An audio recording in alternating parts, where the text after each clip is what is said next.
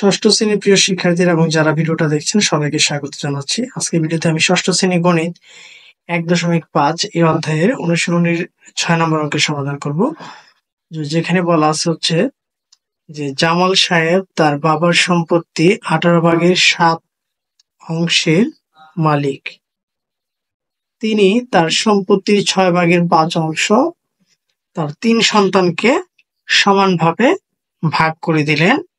প্রত্যেক সন্তানের সম্পত্তির কত অংশ বের করো। তাহলে আমরা যদি লক্ষ্য করি, তার বাবার সম্পত্তির 18 ভাগের 7 অংশের মালিক সে, এবং তিনি এই যতটুক অংশের মালিক এই অংশ থেকে তিনি তার 3 পুত্রকে সমানভাবে সম্পত্তির 6 ভাগের 5 অংশ কি করছে, ভাগ করে দিচ্ছে।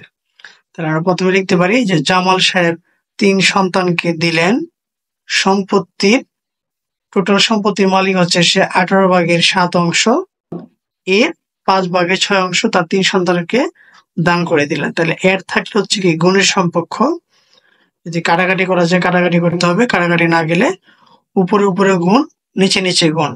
তাহলে 5 7 হচ্ছে 35, আর নিচে হচ্ছে 18 সাথে যদি আমরা 6 গুণ করি, 6 8 48 8, হাতে হচ্ছে 4, 6 কে 4 হচ্ছে 10।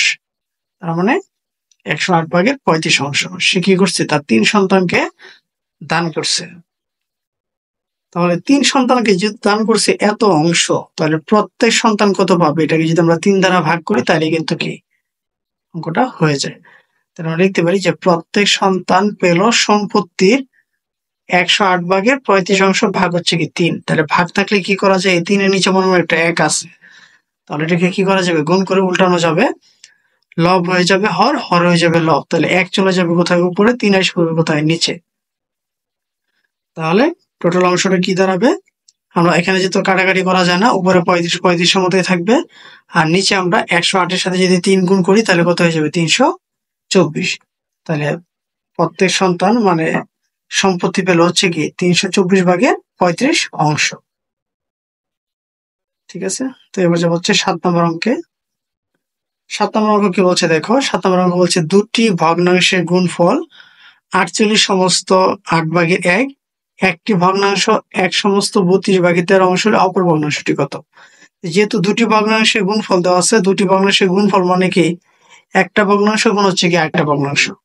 তাহলে আমরা লিখবো যে দুটি ভগ্নাংশের গুণফল 48 সমস্ত 8 ভাগের 1 ভাগ কি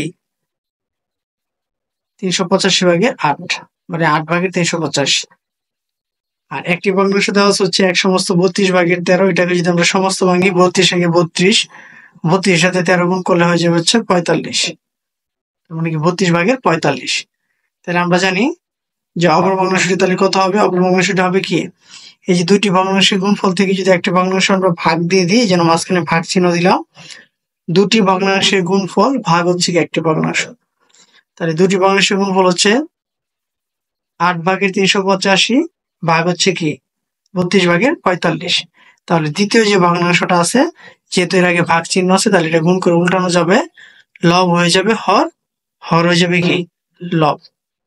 তো এবার আমরা ইচ্ছে করলে এখানে কাটাকাটি করতে পারি, কাটাকাটি করলে আমরা 8 দ্বারা 32 কে যদি ভাগ করি তাহলে কত হয়ে যাবে, 4 8 32। এবং যদি আমরা এটাকে 5 দ্বারা ভাগ করি তাহলে হচ্ছে 5 9 45, 5 দ্বারা এটাকে ভাগ করলে হয়ে যাবে হচ্ছে 5 7 35, আবার 5 7 35। তাহলে উপরে আছে হচ্ছে 77 গুণ হচ্ছে 4, আর নিচে আছে হচ্ছে কি 9, যে 9 9 এর মতোই রাখলাম। 77 কে যদি আমরা 4 দ্বারা গুণ করি, 4 7 28 8, হাতে আছে 2, 4 7 28 2 হচ্ছে 30, তার মানে কি 9 ভাগের 308। এবার 9 দ্বারা যদি আমরা 308 কে ভাগ করি তাহলে এটা হবে কি 34 সমস্ত 9 ভাগের 2। আমি ভাগটা এখানে করে দেখাচ্ছি, দেখো 9 দ্বারা আমরা ভাগ করবো হচ্ছে 308 কে। তো প্রথমে আমরা 3 দ্বারা দিতে পারি, 3 9 হচ্ছে 27, 30 থেকে 27 চলে গেলে কত থাকবে 3, 8 কেটে আনলাম 38 হলো। এবার যদি আমরা এটাকে 4 দ্বারা দিই, 4 9 36, তাহলে থাকে কত 2। তাহলে আমরা লিখতে পারি কত 34 সমস্ত 9 ভাগের 2। এটাই হচ্ছে কি 7 নম্বর অঙ্কের উত্তর। তো আশা করি 7 নম্বরটা বুঝতে পেরেছো।